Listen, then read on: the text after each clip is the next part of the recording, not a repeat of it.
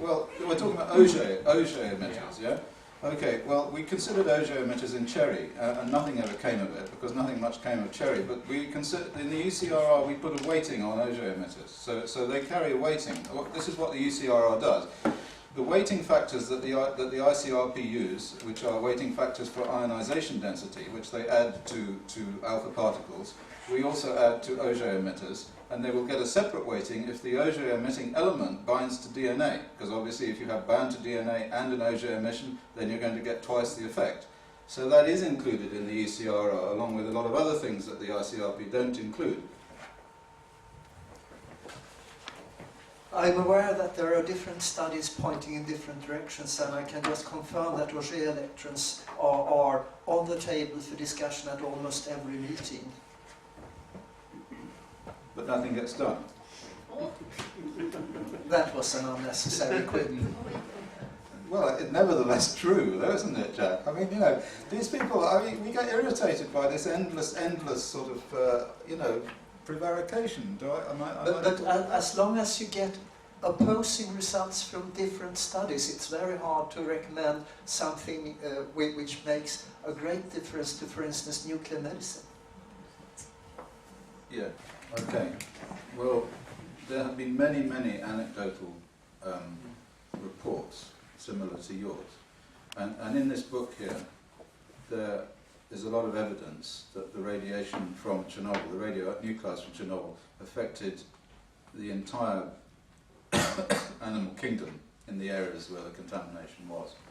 So the answer is clearly around nuclear sites there will be similar effects. There was a study done in Plymouth from the tritium released from the naval dockyard there, which showed that the developmental and larval stages of a number of marine creatures, simple marine creatures, invertebrates, were affected by tiny doses of tritium, but the effective doses of tritium well below 1 millisievert. And tritium, of course, is of concern because it's a beta emitter, but with very short range, so very low energy beta emitter. So for 1 sievert or 1 millisievert of radiation from tritium, you have lots and lots of hits, lots and lots of tracks. And this may well be the reason, but of course it's just, you know, arm waving. Well, not just perhaps, but let me take another take on this, because it's known already since the 60s in experimental systems that if you irradiate populations of fruit flies generation after generation, they actually produce more flies, more unit biomass per unit food put into the experimental system, which proves, of course, a fact which is not all that nice. It proves that radiation causes mutations, and for a population, the population might actually be served by a high, in certain circumstances, by a higher mutation rate. But of course this is at the cost of, quote, suffering, unquote, for the individuals, because many of these mutants will be useless and harmful. So there's no question, of course, that radiation causes genetic mutations. These might be bad for individuals. They're not necessarily bad for the population. And if you now go to Chernobyl, of course, there's quite a lot of wildlife, there's quite a lot of plants and animals living there very happily, and one of the major disturbance factors is, has gone away with the people who live there. Okay, next question. We are all mutants. My name is Andrzej Wojcik. I'm from the Stockholm University. I'm a radiation biologist since 25 years, and I'm the vice president of the European Radiation Research Society. And I don't belong to any agency, I'm not associated neither with Danske nor with ICRP nor any other radiation protection authority. I'm a researcher, and well, it's more like a comment that I would like to give, because I think I know the literature about the problems of related to the problems of low dose exposure, because I have been working on the effects of low dose exposure. And you see, Chris, for every publication that you showed, or for every evidence that you showed, I could show you 2 other papers from coming, for example, from the book of Don Lucky about the hormetic effects of low levels of radiation. And but as you mentioned at a certain moment, we could throw at each other papers showing quite different effects, and nothing would come out of it. And you see, it's like you have been talking a lot about childhood leukemia. The German study, this newest case control study that was published, the so-called KICK study. You see, the problem there was that they found, there's no question that they found a cluster of leukemia around German nuclear power plants, but it was certainly not related to radiation. And there are other factors that cause childhood leukemia, and there has been a number of studies, not only in England, not only by Richard Dahl, showing that there are clusters of leukemia around nuclear power plants that were built, or also around other large industrial entities that were built, with respect to nuclear power plants that were built but they were never run, they were never operated. And we simply don't know why these clusters arise. And with respect, and the situation with low doses of ionizing radiation is very similar to electromagnetic fields, to the question of healthy food or non-healthy food, the effect of food on cancer, the effect of sunlight is clear, but yes, electromagnetic fields I think is a good example.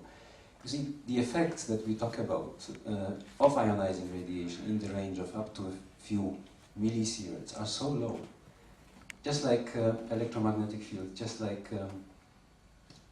factors in the food that you eat. They're so low that you cannot really pick them up. And there are so many other confounders that influence the results of the study that it's basically impossible to say from at least the epidemiological evidence is not there, and it will never be there because the number of people that are sick is too low to give statistical power to the studies. It will never be able to show you that that radiation is in the low dose ranges harmful. You have mentioned Chernobyl. Well, these studies that you talked about childhood leukemia after Chernobyl, there are quite a number of studies showing that this is not true. And with respect to life expectancy in Belarus and in Ukraine and Russia, it has gone down by 10 years approximately, and this is due to collapse of the Soviet Union. It's due to the collapse of the medical healthcare system. How do you know? Because I come from Poland, I know how it looks like. You cannot know these things. Yes. Then there is a very good report published by WHO about the effects of Chernobyl, where all these factors are mentioned. I really don't see why WHO should be biased in their report. No, I must not do this. No.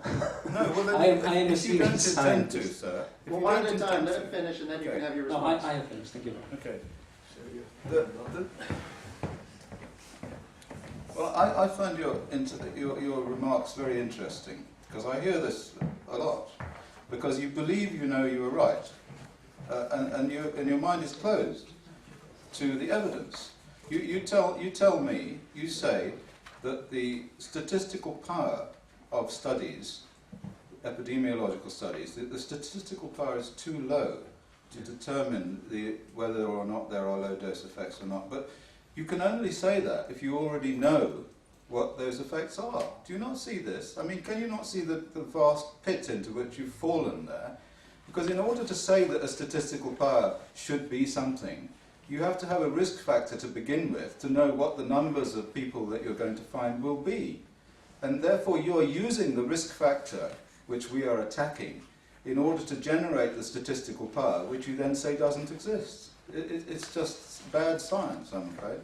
Now what I'm saying you should do, and maybe you say you mustn't do anything because obviously you know the answer, but what I would invite you to do is to take that video. There's a DVD there, which you can have, which you can play on a DVD player. It's quite entertaining.